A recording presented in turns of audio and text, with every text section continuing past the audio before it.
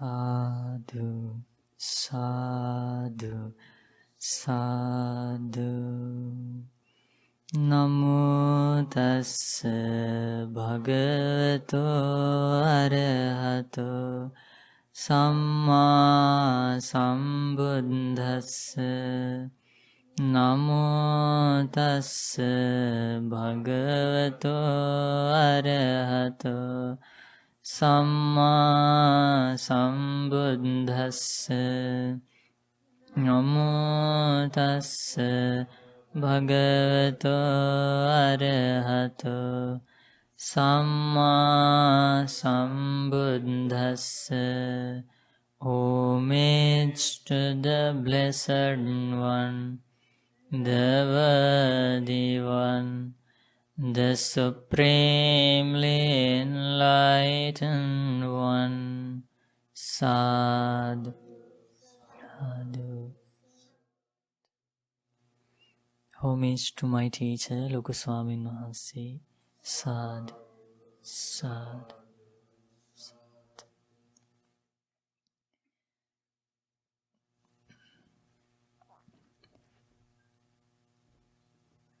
When we learn about the length of this samsaric journey, which goes from life to life through hell, animal world and ghost world, there are no words to praise this opportunity. There are no words to praise this opportunity. Because though a being wanders in this samsara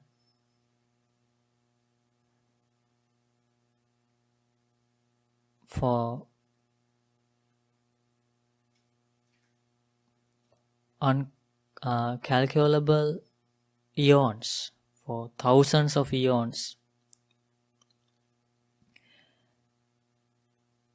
Supreme Buddha's Dhamma is not a thing that can be found easily. Though we are in this samsara for a long time period, Dhamma cannot be found like that. So, this opportunity one gains with a human life to listen to the Supreme Buddha's Dhamma. There are no words to praise this opportunity. But what kind of things that make the Dhamma disappear from the world? What are those things that make the Dhamma disappear from the world? Because once Supreme Buddha appears into this world, then Dhamma is taught to the world. But after some time, this teaching disappears from the world. That's why it is said that Dhamma cannot be found easily. What kind of things make the Dhamma disappear from the world? Yes, this Dhamma, this sutta explains about that in detail.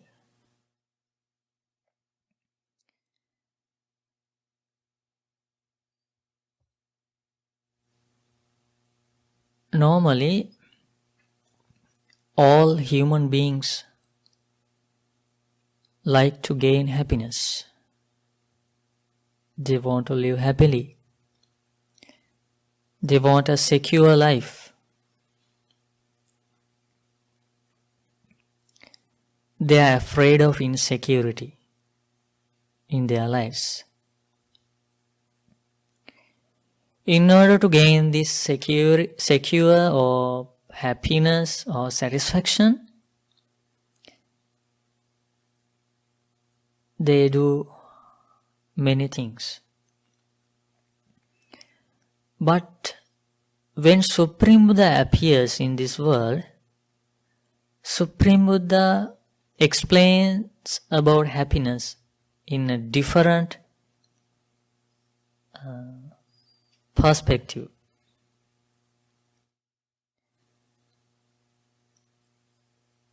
What is the explanation about the suffering in Supreme Buddha's teaching? Or happiness? Supreme Buddha explains,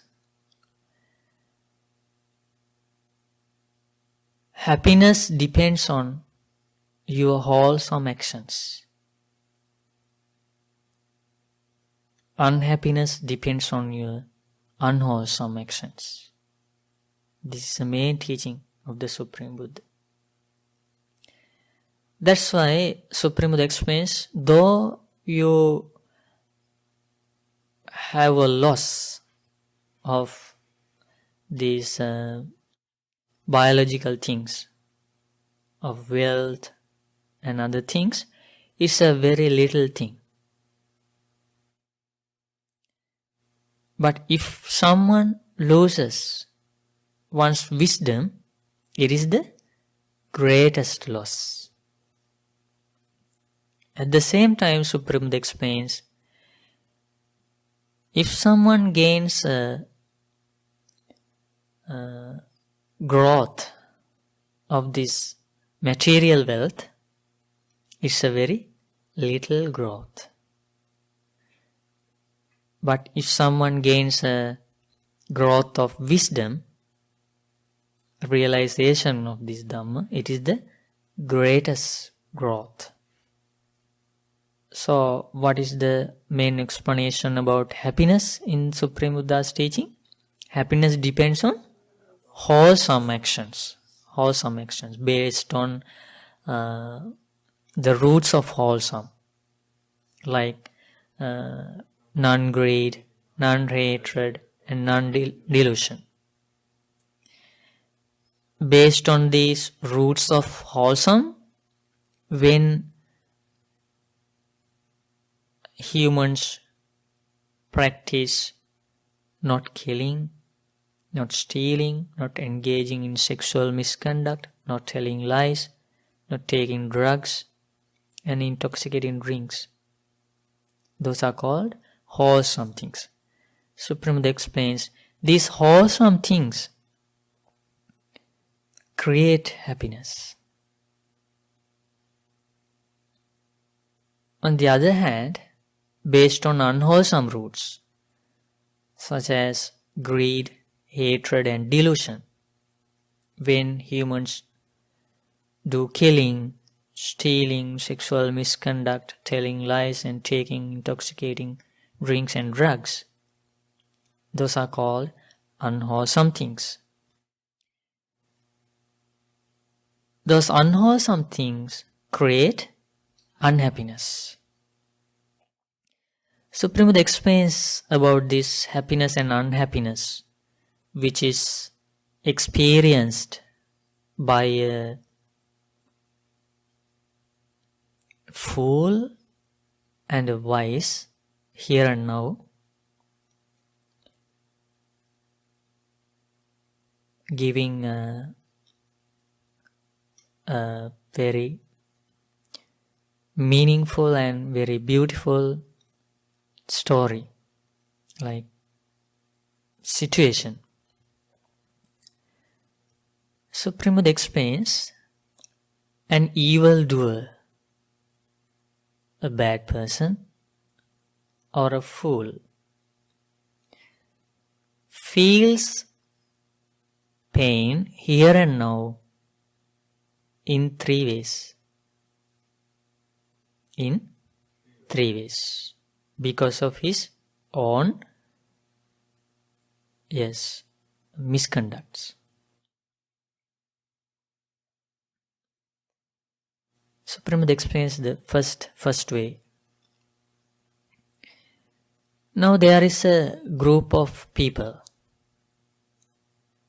They are talking about the disadvantages or the dangerous results of doing unwholesome things, like killing, stealing, sexual misconduct, telling lies, taking drugs, and like that. So now they are talking about evildoers who engaged in such actions. They discuss, do you know about that person? He is such a very bad person. He has done this thing and he has done these kind of things. He has a very bad character. Now they are discussing about a bad person. Now this evildoer is also among them. Now he is listening to their discussion. But others don't know about this person. And he also has an evil wish. May others not know of me. But, Supreme Buddha explains, when others are discussing about bad people or bad things, at once he recollects his own bad doings.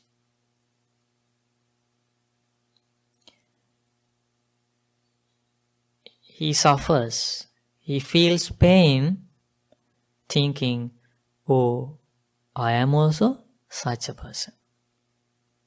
I also have done such things.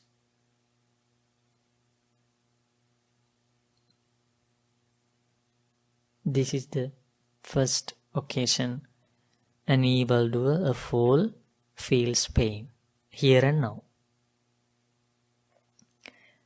So is this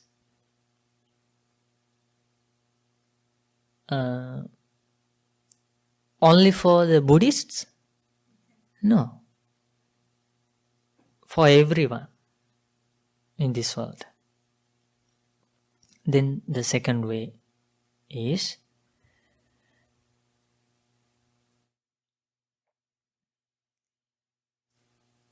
now this bad person, this evildoer, though he covers his misconducts to the society, though he hides, he sees how bad people suffer with punishments. When they get caught, the police or the army or other government officers, they give punishments. Now they suffer. Now when this person sees those punishments and how they suffer, then he regrets and he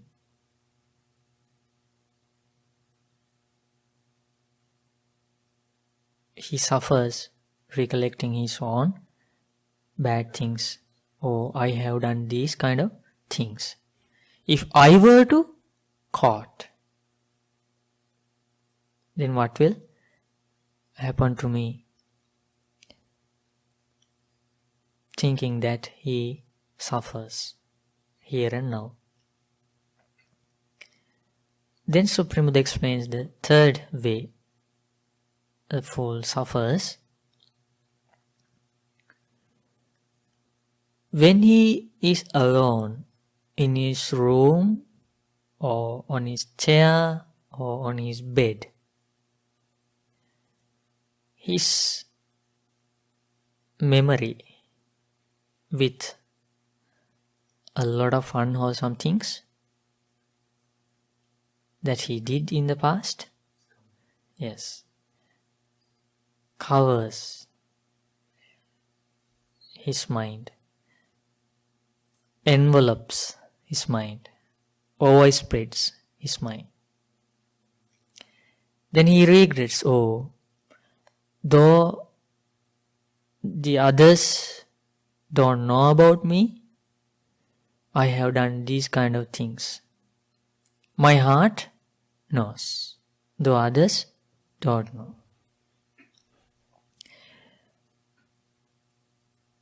by doing these kind of things, if an evildoer has to be born in a bad destination, then I also will have to be born in a bad world. In that way he regrets.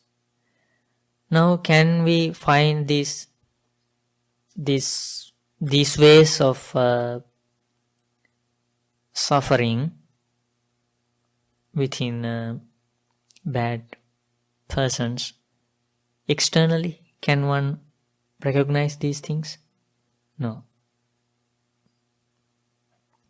So we have to be very careful when we associate with others. That's why Supreme Buddha advises us to associate with the good friends, Kalyana Mittas, with Sappurisas, with true friends. Then, on the other hand, Supreme Buddha explains, when a person does good things, wholesome things, now can you understand? Now, though an evildoer is very rich or very popular, or though he, yes, very beautiful or has a lot of skills, by using those things, can he live happily? No, he suffers. But he might show an artificial happiness to the society. But inwardly, he suffers.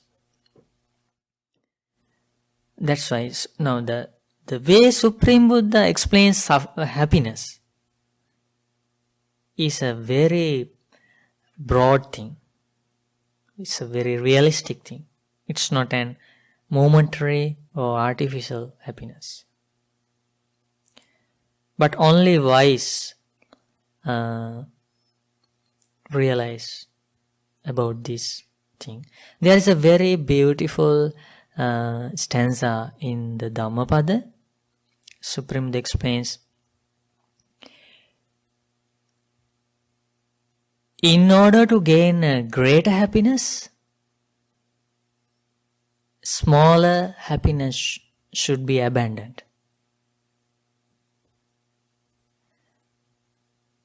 So, wise give up smaller happiness, looking for the greater.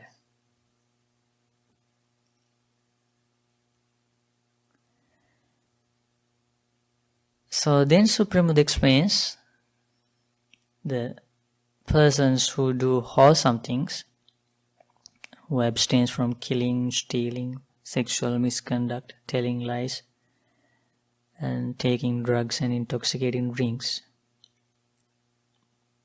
virtuous persons, they feel pleasure and joy, happiness, here and now, in 3 ways. Now again, there is a group of people, they are discussing about good things or good persons. Do you know that person is a very kind person?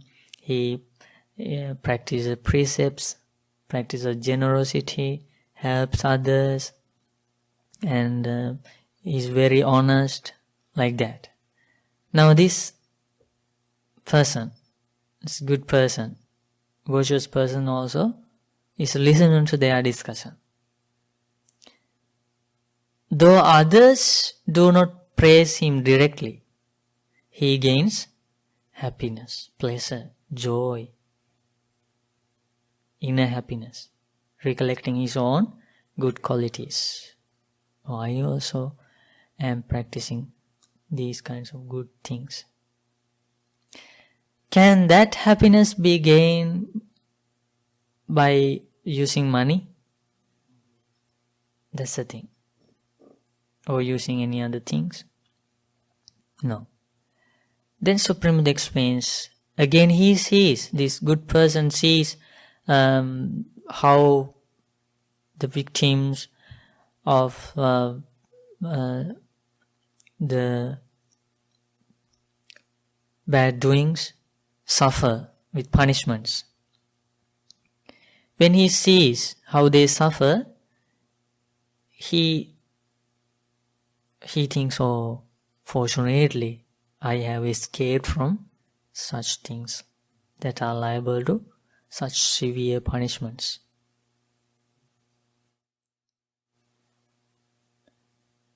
When he recollects his secure life, he feels pleasure and joy. This is how noble disciples should generate happiness. In these ways, they must think. They must think. That's why Supreme Buddha teaches us. Now, can you understand the importance of listening to the Dhamma? Otherwise, we wouldn't know to avoid from bad things and to cultivate good things and to think the way in order to gain happiness. Everything should be learned. That's why Supreme Buddha has taught like that. Otherwise, we have good things. We are following good things. But we don't know to gain happiness by using those good things. Sometimes one may regret thinking about failures in the life. But now there may be a lot of things to recollect. Then Supreme Buddha explains, when he is alone in his bed, in his room, or on his chair, or in a secluded place, his memory that's full of good things, wholesome things, envelops his mind, overspreads him and covers him. Like the shadow of a mountain. When sun sets, the shadow of a mountain covers the earth completely. Like that, he gains happiness. He feels pleasure and joy here and now. So anyone who practices wholesome things can gain this pleasure and joy, happiness, not after death, but here and now. That's why that this Dhamma is called Ehipasika. Come and see. Come and see. One day, now Supreme Buddha taught this Dhamma in this way. Okay, these are wholesome things, these are unwholesome things. Anyone can come and see, practice. You will have results here and now. When Supreme Buddha taught the Dhamma in this way, wise people who were in the Supreme Buddha's time period, they were very happy and they realized this Dhamma. They understood how true it is, and then they became the disciples of the Buddha. Because at the beginning, Supreme Buddha didn't teach the Dhamma to the Buddhists, but later they became the disciples of the Buddha. But in that society too, some people misunderstood. They spread wrong things about the Supreme Buddha's propagation of the Dhamma. One day, a person came to ask a question from the Supreme Buddha, and he asked, Recluse Gautama, now a lot of people are discussing about you, that you know about magics. You know magics? Magical illusions. You know about magics and tricks. And like mantras. So when people come to you, you trick them. You take them to your side by tricking, using your magical things and powers. Then he asked, is that true, recluse Gautama? Because we don't like to abuse you. We don't like to insult you in a wrong way. Is that true? Then Supreme Buddha didn't give an answer. And he said, the Blessed One said, okay. You don't need to believe that your sacred book has said about this, or that famous religious teacher has said this, or this comes from tradition. You don't need to believe like that.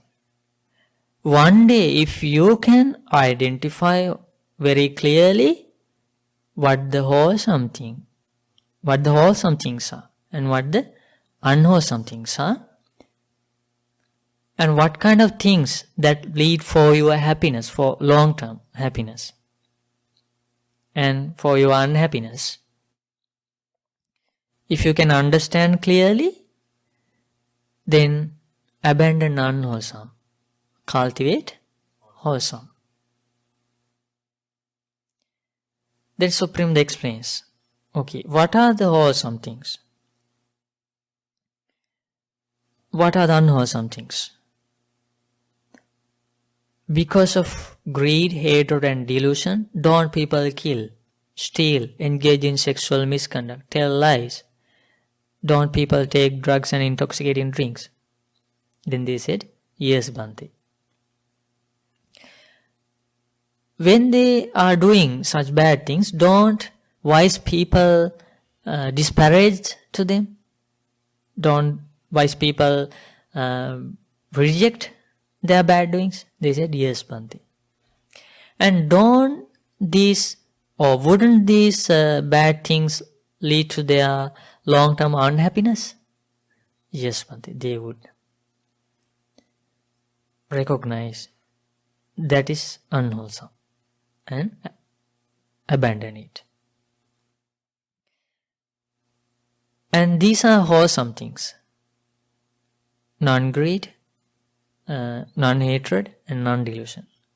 Don't people abstain from killing, stealing, sexual misconduct, telling lies and taking intoxicating things and drugs because of these wholesome things? Yes, Bhante. Don't they gain happiness because of such wholesome things? Yes, Bhante. Don't wise people praise them? Then they said, yes, Bhante. Okay, cultivate those things. Then Supreme Buddha said, true teachers, compassionate teachers appear in this world and they teach the Dhamma in that way, about wholesome and unwholesome. When Supreme Buddha said that, that group of people who came to ask that question about magics, because they asked, Bhante, now people are discussing that people from other religions, now you have taken them to your side, to your dispensation. A lot of people from other religions, now they are blaming to you. Now they had that question. When Supreme Buddha explained about wholesome and unwholesome in this way, they said, oh, Bhante, it is excellent. It's wonderful. We go for refuge to the Supreme Buddha, to the Supreme Dhamma and to the Supreme Sangha. Please, Bhante, accept us as the noble disciples of the Tathagata. Then Supreme Buddha asked, okay, now did I say to come to my side? Did I ask you to accept my teaching? Or did I ask you to be my disciples? Then they said, Bhante, it's a wonderful magic. It's a great magic. If all our family members are caught by this magic, it will lead for their happiness for a long time. It's a great magic, Bhante. It's a wonderful magic. If all beings in this whole world with its gods and men are caught by that magic, they will gain happiness and it will lead for their happiness for a long time. Supreme Buddha said, so it is, Bhaddiya. So it is, Bhaddiya. If everyone comes to this practice of wholesome, they will gain happiness here and now. If all beings in this world with its gods and men come to this practice of wholesome, will gain happiness here and now, and it will lead for their well-being for a long time. Then there was a big sala tree in front of the Supreme Buddha. Then Supreme Buddha asked those people, look at that sala tree. Even if that sala tree can understand what I am saying, the importance of practicing wholesome, if that sala tree had a mind, for that sala tree, this practice of wholesome will lead for happiness for a long time. What should be said about humans? Supreme Buddha said like that. So now we are listening to such a very practical and timeless results are in that Dhamma. So this is a very rare opportunity.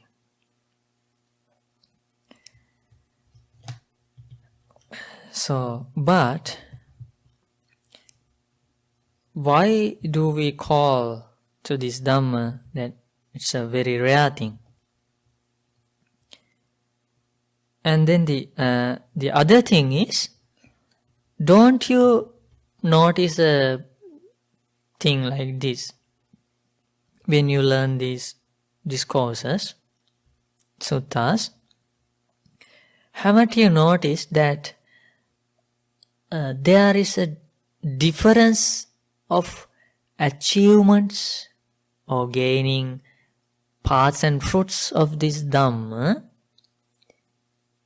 between nowadays and Supreme Buddha's time period? Haven't you noticed a difference? That means in Supreme Buddha's time period, a lot of people, they realize the arahantship and other rest of the paths and fruits, and then very little children, age of 7, they become arahants and like that. Have you thought about that? Yes.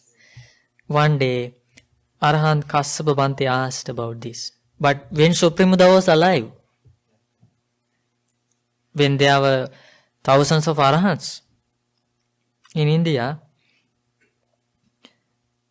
our great teacher, the Blessed One, was staying at Savatthi in Jetas Grove, Anathapindika's park. Kassapa Bhante approached the Blessed One, paid homage to the great teacher, sat down to one side and said to the Blessed One, Bhante, what is the reason, what is the cause, why formerly there were fewer training rules but more bhikkhus were established in final knowledge. There were many arahants. While now there are more training rules, but fewer bhikkhus are established in final knowledge. But this happened in Supreme Buddha's time period. Okay? Supreme Buddha said, that is the way it is, Kassapa. When beings are deteriorating, declining, and the true Dhamma is disappearing, there are more training rules, but fewer bhikkhus are established in final knowledge. Final knowledge means arahantship. Kassapa, the true Dhamma, yes. So what is the reason? Yes, when beings are declining from the qualities. Qualities means when someone is born, with the birth, one brings spiritual faculties such as saddha, mindfulness, energy, wisdom, and those things. When Supreme Buddha was alive, there was that gathering of people with the higher levels of these spiritual faculties. So very quickly they developed their faculties and they escaped from samsara. But little by little, these spiritual faculties were declined. Now, if Supreme Buddha said that that is the way it is, Kassapa, when beings are deteriorating and the true Dhamma is disappearing, at that time, what should be said about present? Yes. Then Supreme Buddha explains, the meaning is, now this, don't we experience this declining? What is the meaning of that? It is very difficult to establish the confidence about the knowledge of the Buddha to the people.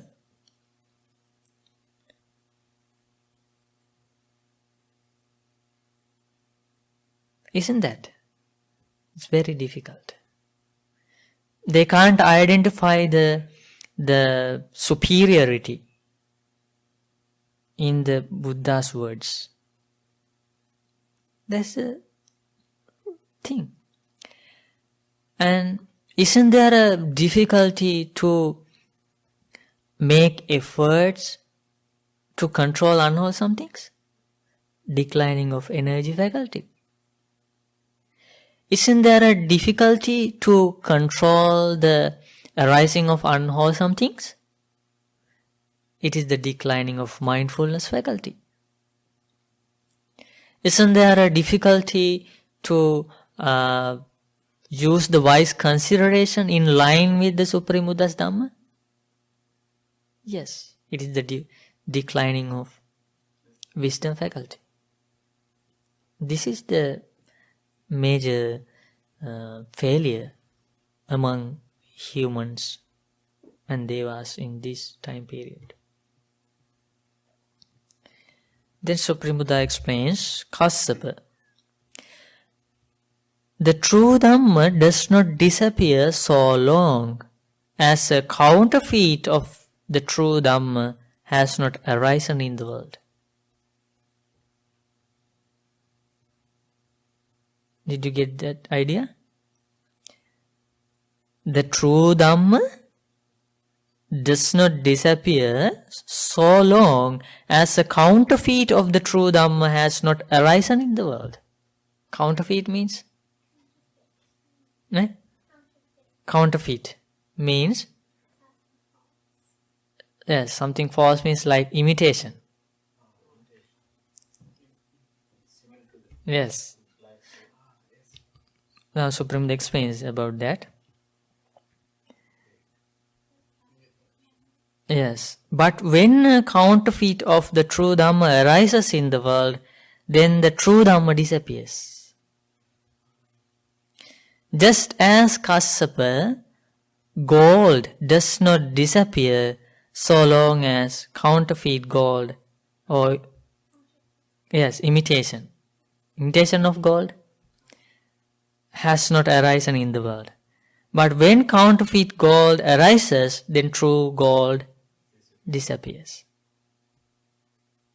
Hasn't that happened today? Yes. So the true Dhamma does, why?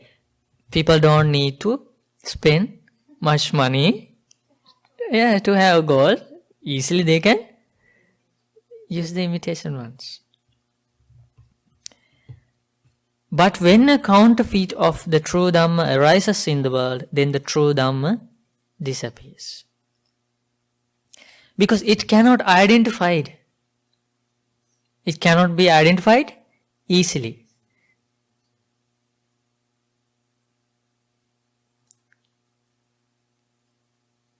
When wrong views are in the society, in the name of the Dhamma, cannot be identified easily. They think, oh, is this the true Dhamma? Oh, this may be the true Dhamma. This may be the true Dhamma. Yes. But the true Dhamma disappears. Supreme Buddha explains then, now these statements are very, very important and strong. It is not the earth element, Kassapa, that causes the true Dhamma to disappear, nor the water element, nor the heat element, nor the air element. This nature does not the cause for the disappearance of the Dhamma. But it is the senseless people who arise right here in this dispensation who cause the true Dhamma to disappear. Who are these senseless people? Monks, nuns, upasakas and upasikas. Not the people who are in other religions. This sutta proves that.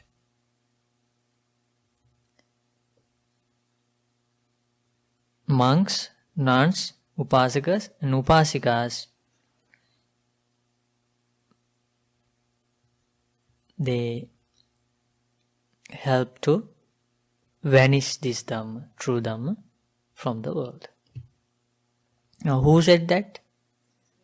Supreme Buddha said that in this sutta of Saddhammappatirūpakasutta in Samyutta Nikaya, the counterfeit of the true Dhamma. Then Supreme Buddha explains, the true Dhamma does not disappear all at once in the way a ship sinks. There are, Kassapa, 5 detrimental things that lead to the decay and disappearance of the true Dhamma. How many things are there? 5 things. What are the 5? Here, the bhikkhus, the bhikkhunis, the male lay followers and the female lay followers dwell without reverence and respect towards the teacher.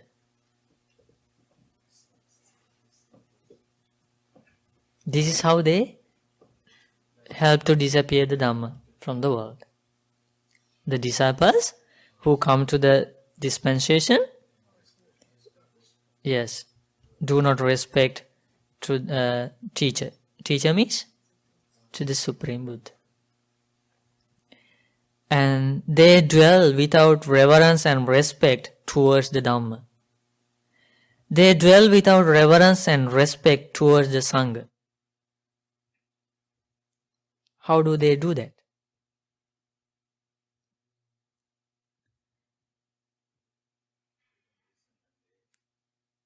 What is the meaning of that? They don't respect to the teacher.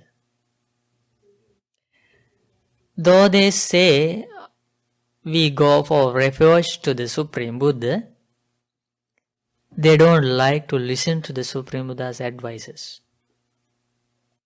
They don't learn Supreme Buddha's teaching.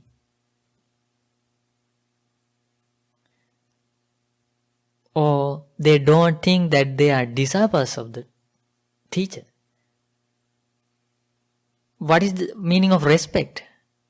Respect means there is a teacher and there is a disciple. When disciples think to be teachers, will they respect to the teacher? No. They don't want to be the disciples of the Buddha. They want to be Buddhas themselves.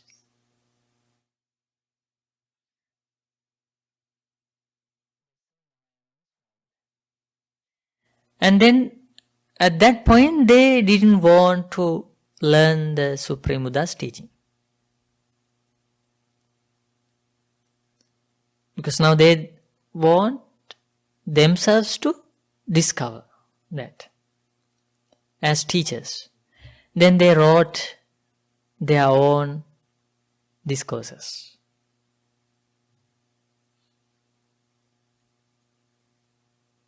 That's how it happened.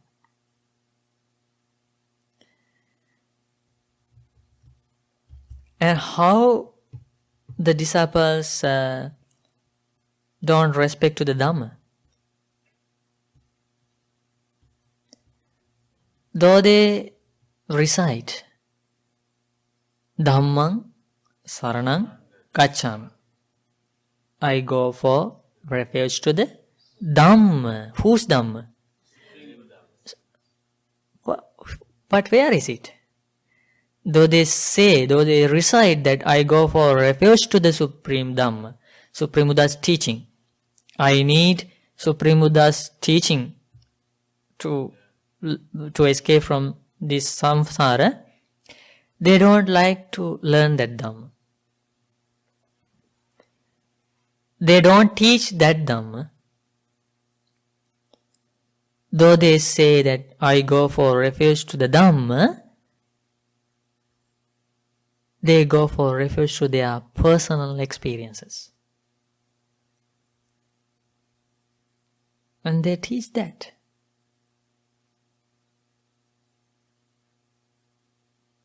Isn't this happening today? That's how this Dhamma. Now, is there a value of the Dhamma for that? To do that? No.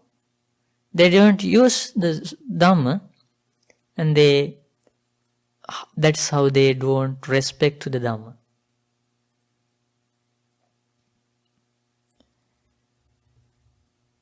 Why do we go for refuge to the Dhamma?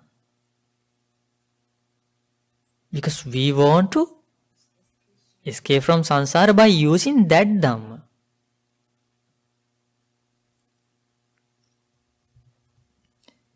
How don't they respect to the Sangha? They don't need to be disciples of that order. Then, now how many factors did we discuss? 3 factors. Now Supreme Buddha explains, Kassapa, there are these 5 detrimental things that lead to the decay and disappearance of the true Dhamma. Now first one is the bhikkhus, bhikkhunis, male lay followers and female lay followers don't respect to the teacher, don't respect to the Dhamma, teaching of the Buddha, and don't respect to the Sangha. They don't respect to the training. They do other things. They give up the training of precepts, training of concentration, and training of wisdom. They practice other things. That's how they help to disappearance of the Dhamma. Now then people can find the true Dhamma, the true training? No, they think, oh, that's the true training. That's the practice of the Dhamma. That's the real practice. But is that the real practice? No. Then true Dhamma disappears. It is the fourth one. Then the fifth one is, Supreme Buddha explains, those disciples dwell without reverence and respect towards concentration. They don't meditate. They don't respect to the meditation. They don't respect to the concentration. They write books without concentration. Yes, you can achieve realization.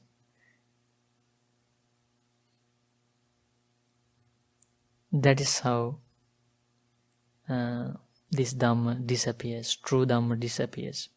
These Kassapa are the 5 detrimental things that lead to the decay and disappearance of the true Dhamma. Why should we know about these things? We shouldn't help to the disappearance of the Dhamma. Why? If one were to do that, then he or she will collect a lot of demerits.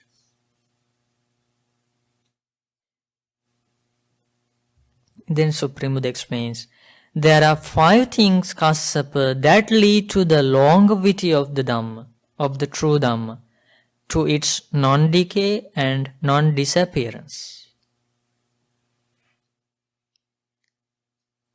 Now what are these factors? The factors that lead to the non-disappearance of the true Dhamma. So if one can practice these things, they can protect the Dhamma and this rare opportunity. What are the 5? Here the bhikkhus, the bhikkhunis, the male lay followers and the female lay followers dwell with reverence and respect to the teacher. They dwell with reverence and respect to the teaching, the Dhamma. They dwell with reverence and respect to the Sangha. They dwell with reverence and respect towards the training. They dwell with reverence and respect towards concentration. These Kassapa are the 5 things that lead to the longevity of the true Dhamma, to its non-decay and non-disappearance. What are these 5 things? 5 things? Respect to the teacher, respect to the Dhamma, respect to the Sangha, respect to the training, and respect to the concentration. These 5 things.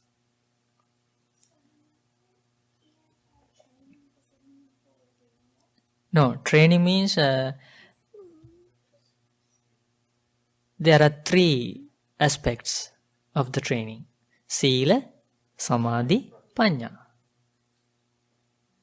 Virtue, concentration, wisdom. What is that? The Noble Eightfold Path. How do they disrespect to the training?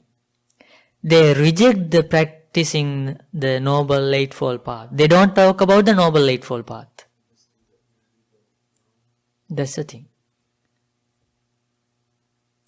They teach, or if someone were to teach, no, meditation is the path for liberation, or serene meditation is the path for liberation. Or insight meditation is the path for liberation.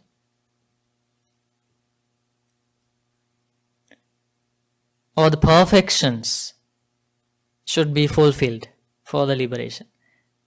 When they talk about such things, the training disappears. What is what should be talked about? One should respect to the Noble Eightfold Path. Previous answers are not complete answers. Not complete answers. If one were to say, no, you have to practice. Now, if one goes to ask, Bhante, what kind of things should I follow in order to escape from samsara? Okay, you must follow the insight meditation. I will teach you. Is that a complete answer? No. What is the complete answer? You must follow the Noble Eightfold Path. That is the respect to the training. And there are 8 factors of the Noble Eightfold Path. All these 8 factors should be followed. Beginning with the right view. That's why, especially in Sri Lanka, the true Dhamma disappears for a long time period because of not talking about the Noble Eightfold Path. The talk about the Noble Eightfold Path was very, very rare. They talked about going for the Maitri Buddha's sasana.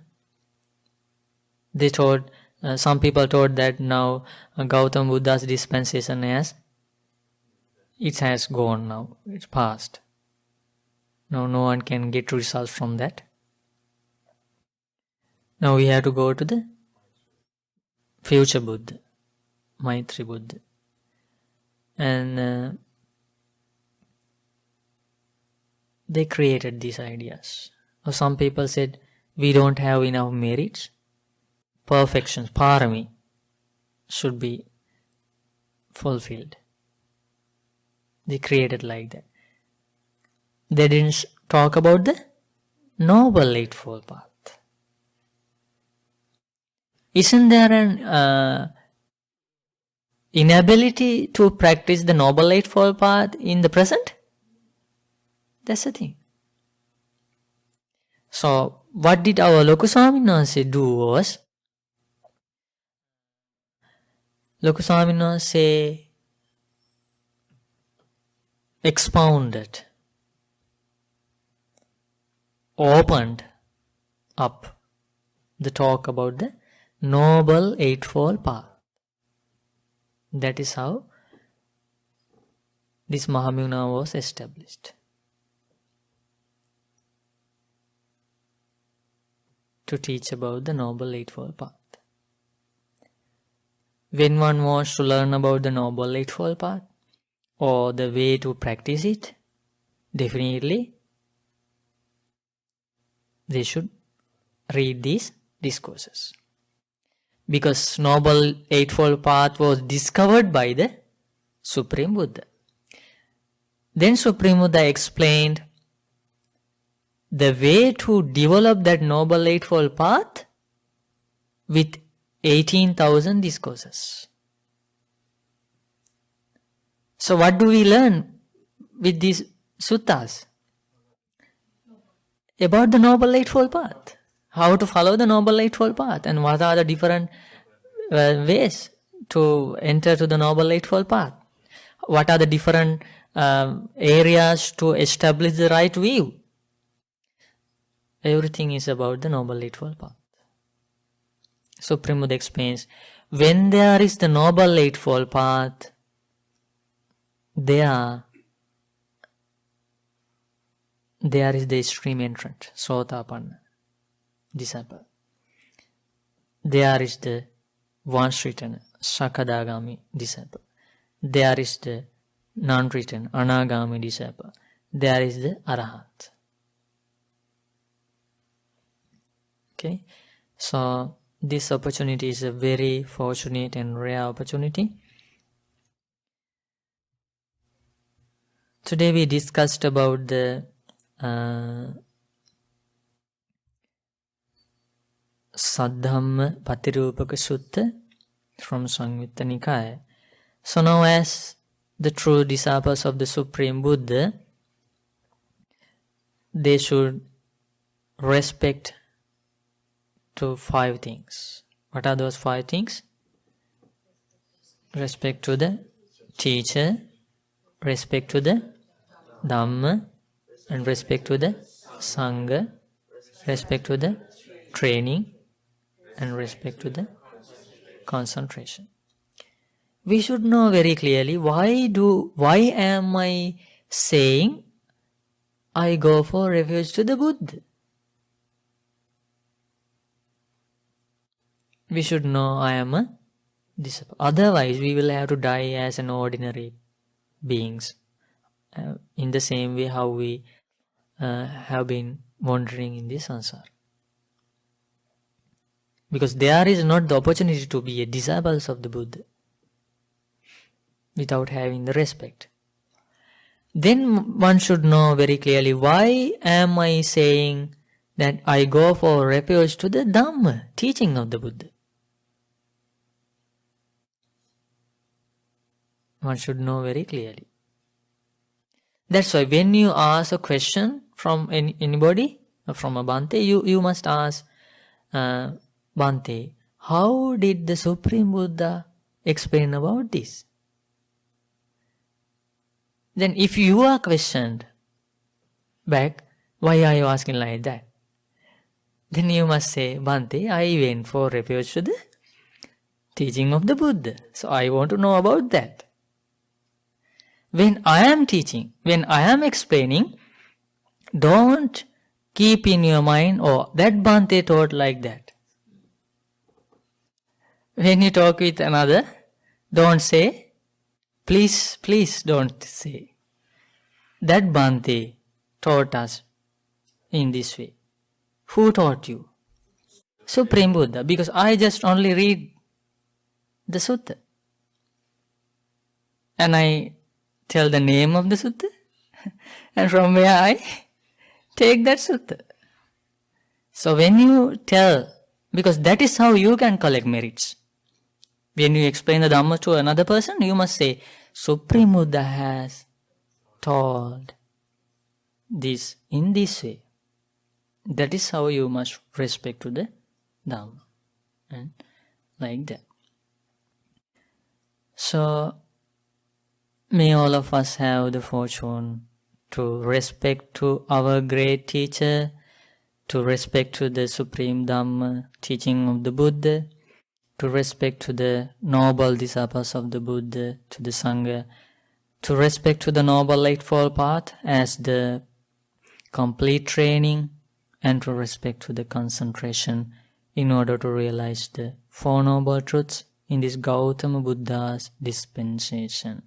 Sadhu, sadhu, sadhu.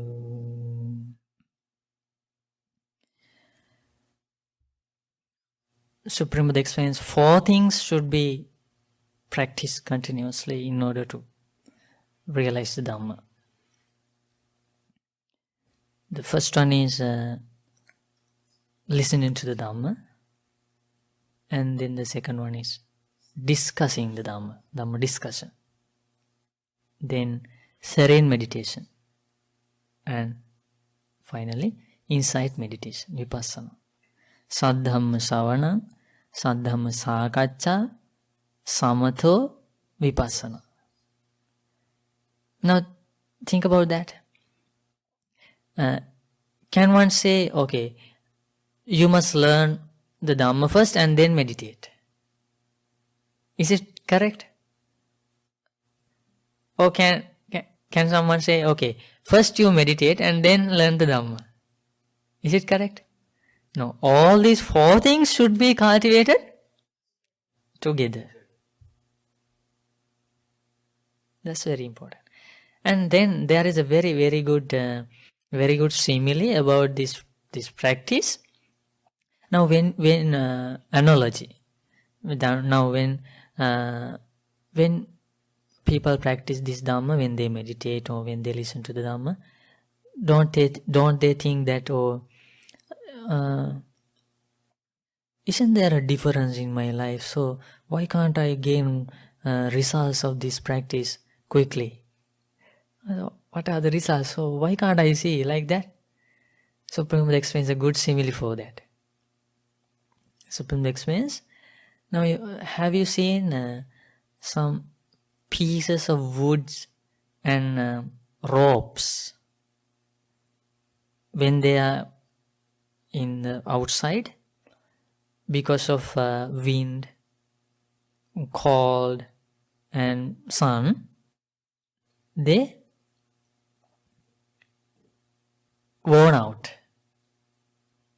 right? But when you look at them externally, they seem to be strong and new. But if you were to take them, what happens? Yes, they break into pieces. Supreme Buddha explains, the practice is like that.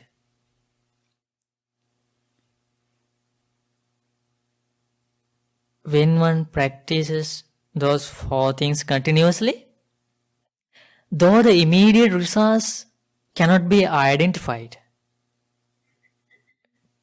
quickly, but inside their life there is a big transformation. But it cannot be identified at once. But when the time comes, they will understand the weakening of the fetters. Can you understand? The weakening of the fetters and the development of the practice. Can you remember that simile? Isn't that a very beautiful simile? Yes.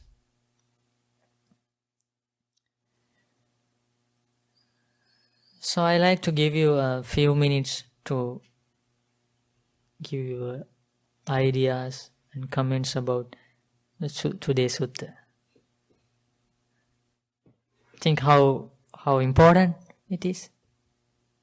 Yes, that problem is there everywhere, even in Sri Lanka. Now, today we were listening to Lukusanan's Desana. In that Desana also Lukusanan was explaining about that. How difficult it is to practice these wholesome things in this world. The reason is that thing. Declining of the qualities of the humankind, mankind. So we are parts of that declining society. What to do? There are no helps from the external world.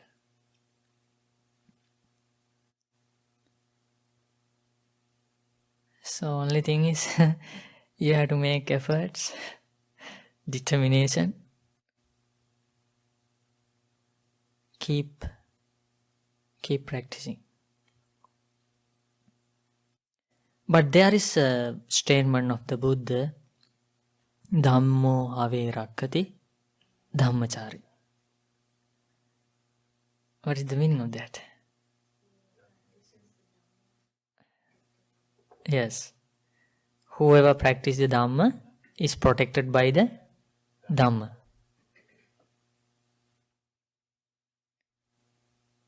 Here the protection means that we shouldn't think, oh, now I am practicing Dhamma, so I shouldn't get sick. I shouldn't get sick. I shouldn't die, and I shouldn't be poor. That's not the protection. What is the protection of the Dhamma?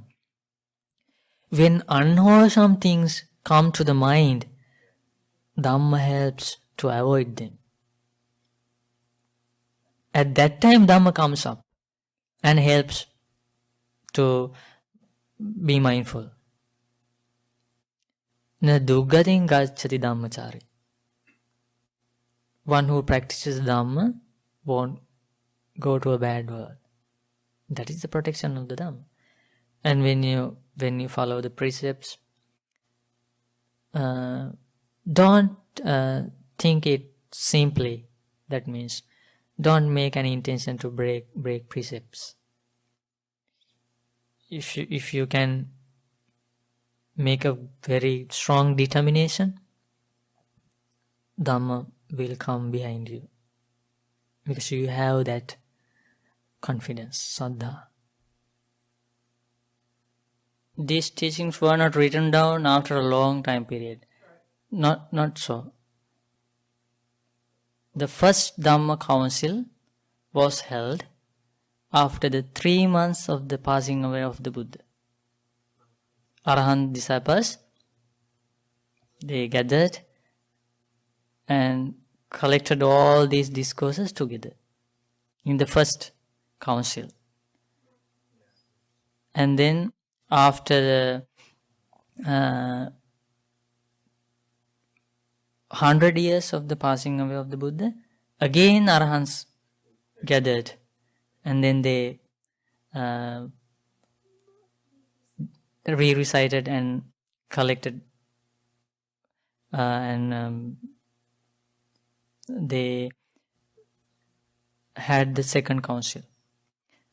Because from time to time wrong views and wrong persons came into the dispensation, and they tried to destroy the true Dhamma. So again and again Arahants had to get together and protect the Dhamma. After 246 years of the Supreme Buddha's passing away, there was the third council.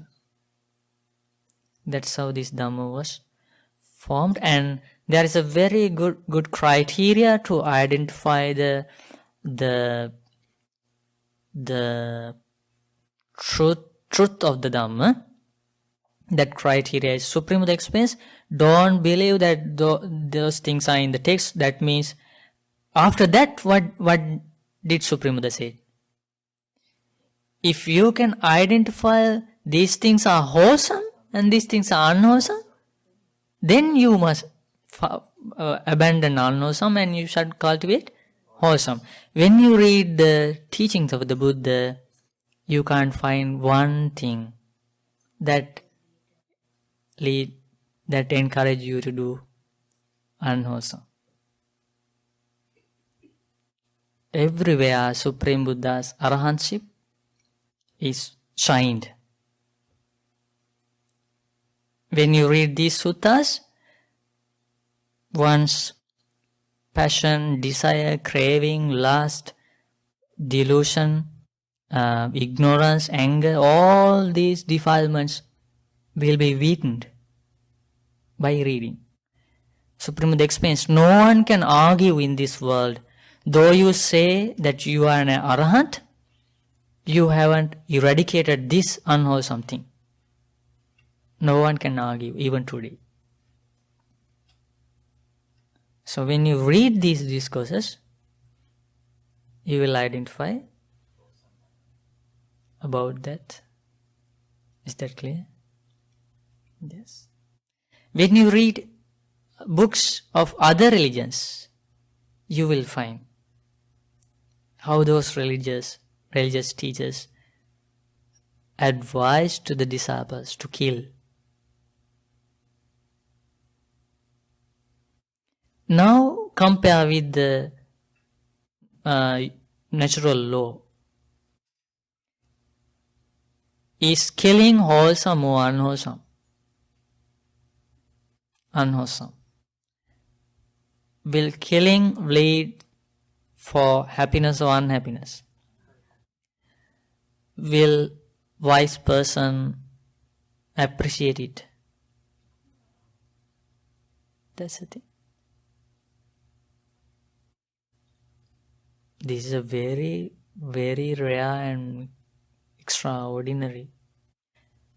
There are no words to explain about the greatness and the purification of this Dhamma. Supreme Buddha's enlightened. Dhamma means the Supreme Buddha's enlightenment. Supreme Buddha enlightened and then shared that enlightenment with others. It is the Dhamma. So this is the enlightenment of the Supreme Buddha. So when we discuss the Dhamma, now in the future, you can ask questions that are useful for others' practice, and then to clarify things like that. Because we must practice that discussion too. Right? How should we communicate the Dhamma with others and like that. So when we discuss the Dhamma, we shouldn't express the personal ideas. We shouldn't give answers that I think like this. My idea is this.